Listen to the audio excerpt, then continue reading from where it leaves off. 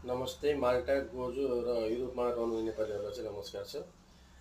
माल्टाले केही नयाँ rules changes ल्याएको छ हाल मात्रै।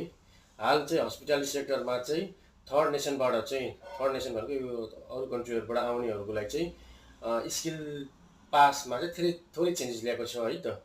राम्रोसँग सुन्नु होला है, लाइक सेयर कमेन्ट गरिदिनु होला र सबै माथि पुऱ्याइदिनु होला। अहिले चाहिँ थर्ड कन्ट्रीबाट आउने कुनै पनि विदेशी नागरिकलाई चाहिँ स्किल पास आवश्यक हुने भनेर नियम छिट्टै नै लागू गर्दैछ है माल्टाले। जस्तै हिजो हस्पिटालिटी सेक्टरमा मात्रै स्किल पास, हस्पिटल सेक्टरमा काम गर्नेहरूले चाहिँ स्किल पास गरेर मात्रै माल्टा आउन पाउनेछ र यो चाहिँ 2025देखि लागू भएको थियो।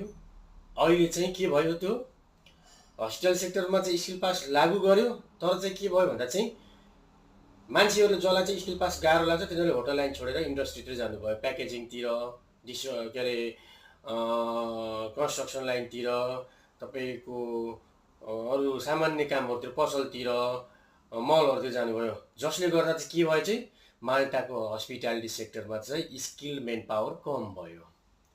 माल्टाको हस्पिटालिटी सेक्टरमा फर इक्जाम्पल पहिला 100% जति चाहिँ हस्पिटल सेक्टर मान्छे थिए भने चाहिँ अहिले 30देखि 40% चाहिँ के भन्नु मार्केटतिर जानुभयो, हस्पिटल सेक्टर छोड्नुभयो। किन छोड्नुभयो? स्किल पास चाहिँ गाह्रो हुँदो रहेछ, स्किल पास गर्न सजिलो रहेनछ, स्किल पासले गर्दा चाहिँ we don't have job secure, हाम्रो जब धरापमा रहेछ भनेर चाहिँ सबैजना के गर्नुभयो, पसलतिर, मलतिर, प्याकेजिङतिर, कन्स्ट्रक्सनतिर, पेन्टिङतिर, प्लम्बिङतिर गर्दा चाहिँ के भयो चाहिँ अहिले सिजन सुरु भयो। अहिले हस्पिटालिटी सेक्टरमा के छ, मेन पावर एकदम कम छ। म पनि हस्पिटल सेक्टरमा काम गर्छु। हामीले पनि अहिले चाहिँ यो इयरमा चाहिँ हस्पिटल सेक्टर मेन पावर कम होला जस्तो अनुमान गरिसकेका छौँ। तपाईँलाई म आफै भन्न सक्छु, म पनि आएको 6 महिना भयो। म 6 महिना आइसकेपछि मैले चाहिँ स्किल पास गरेको थिइनँ र म बसमा ट्राभलिङ गरिरहँदा चाहिँ इन्डियन नेपालीहरूसँग कुरा हुन्थ्यो। उहाँहरूले के भन्छ, म त होटल लाइनमा थिएँ, मैले छोडेँ। अहिले किन छोडेँ भन्दा स्किल पासको टेन्सन कसले लिन्छ? स्किल पासको टेन्सन लिनु छैन, मैले जागिर चेन्ज गरेँ, कसैले हुन्छ म अब चेन्ज गर्दैछु, म स्किल पास गर्दिनँ, मैले स्किल पासले गर्दा चाहिँ मेरो जागिर किन धरप राख्ने, मैले स्किल पास गरेर मैले जागिर पाउँदैन, छोड्नु पऱ्यो। त्यही भएर चाहिँ अहिले चाहिँ त्यही भएर चाहिँ जताततैबाट हस्पिटालिटी सेक्टरबाट चाहिँ कुरा पुग्यो कहाँ, नेपाल माल्टा सरकारसम्म। माल्टा सरकारलाई के कुरा पुग्यो, हाम्रो नीति नियममा थोरै परिवर्तन ल्याउनु पऱ्यो। हाम्रो नीति नियमले गर्दा चाहिँ हामी हस्पिटल सेक्टरमा हुनेहरू चाहिँ एकदम प्रब्लममा भयौँ। हामीलाई स्टाफ छैन, हामीलाई मेन पावर छैन, हामी हस्पिटल सेक्टर कसरी चलाउने? अब सिजन सुरु भयो, एकदम व्यापक रूपमा टुरिज्म आउन थाल्नुहुन्छ माल्टामा। हामीलाई हस्पिटालिटी स्किल मेन पावर खै, नयाँ आएकोले चलाउँदा अलिकति गाह्रो हुन्छ, अलिक समय लाग्छ। हामीलाई पुरानै स्किल वाला भएको भने हामीलाई सजिलो हुन्छ। यो 4-5 महिना हामीलाई सम्हाल्न गाह्रो हुने भयो भइसकेपछि यो पुरानो के अरे माल्टाको सरकार समस्या पुगिसकेपछि यसले चाहिँ अब चाहिँ हो सही नै रहेछ यो कुरा भनेर चाहिँ माल्टा सरकारले चाहिँ यसलाई चाहिँ थोरै परिवर्तन गर्दैछ।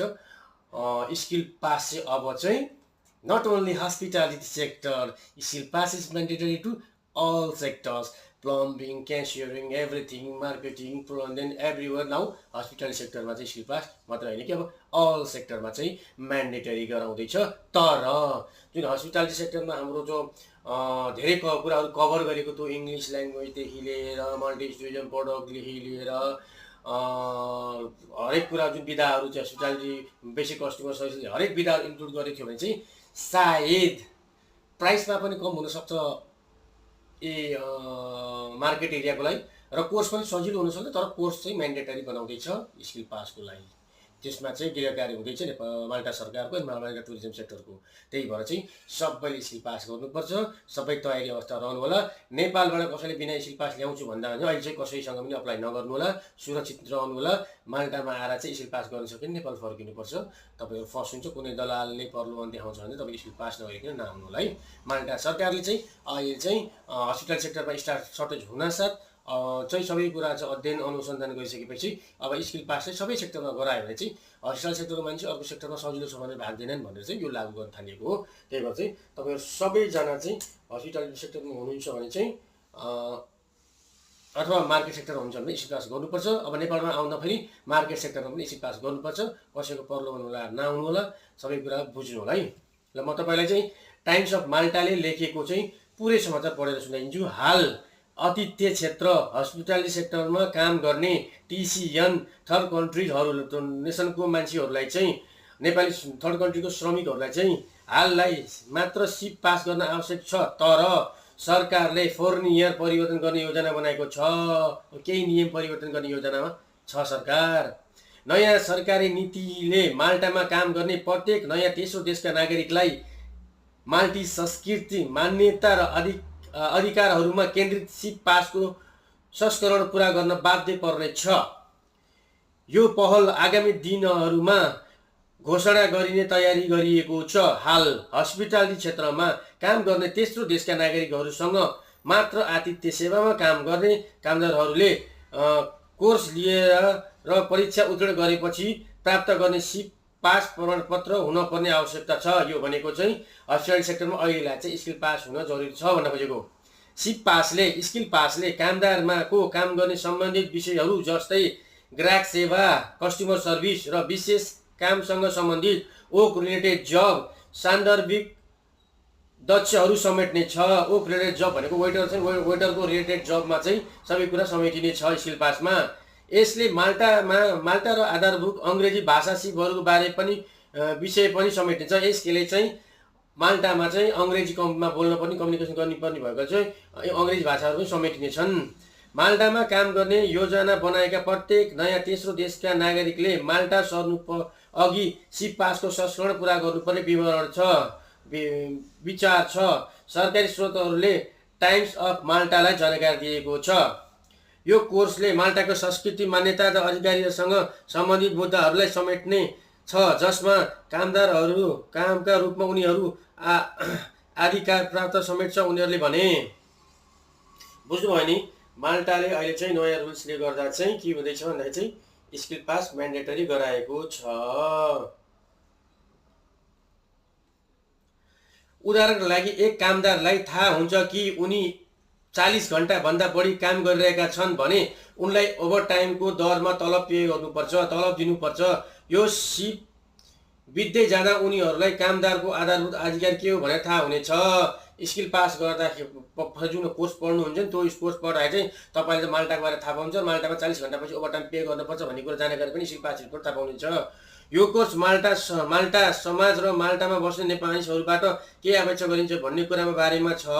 यसमा माल्टाको मूल्य मान्यता, परम्परा, समाज, महिलाको भूमिका र एलजीटीटीआईक्यू अधिकारीहरू समावेश छन्। तर खानपान उद्योग खाद्यान्न प्रतिष्ठान सङ्घ एसीईमा आएका गुनासोहरूपछि अर्को कारण आएको छ।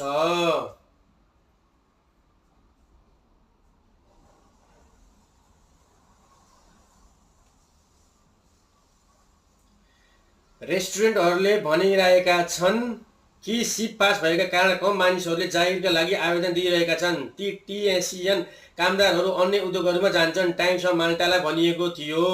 सरकारी स्रोतहरूले भने कि नयाँ नीतिले रोजगार बजारमा समान खेल मैदान सिर्जना गर्न पनि मद्दत गर्नेछ। नयाँ सिप पुरा गर्न कति खर्च लाग्छ भन्ने कुरा स्पष्ट छैन। सरकारले आगामी दिनमा आधिकारिक रूपमा यस नीतिलाई घोषणा गर्ने योजना बनाएको छ। साथै बहुचर्चित श्रम आप्रवास नीतिमा अन्य पहलहरू पनि समावेश छन्। जनवरीमा परामर्श गरी प्रकाशित नीति जनवरीमा परामर्शको लागि प्रकाशित यो नीतिले अप्रवासी कामदारहरूमा कारोबार घटाउने लक्ष्य राखिएको छ। यो परामर्श र दस्तावेजले त्यसका लागि धेरै उपायहरू प्रस्ताव गरेको थियो, जसमा उच्च बर्खास्त दर भएको रोजगारदाताहरूलाई नयाँ विदेशी कामदारहरू भर्ना गर्नबाट रोक्ने समावेश थियो। सरकारी दस्तावेजमा नगद तलबमा प्रतिबन्ध लगाउने र कार्य अनुमति अवधि 1 वर्षबाट 2 वर्षसम्म बढाउने पनि प्रस्ताव गरिएको छ। 1 वर्षबाट 2 इयर्स बनाउनु भएको छ परमिट।